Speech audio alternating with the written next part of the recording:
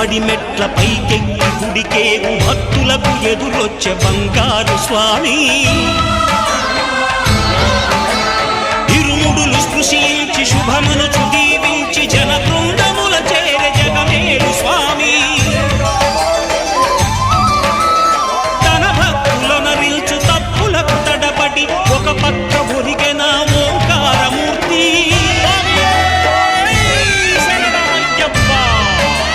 స్వాములందరూ తనకు సాయము కాగా ధీమంతు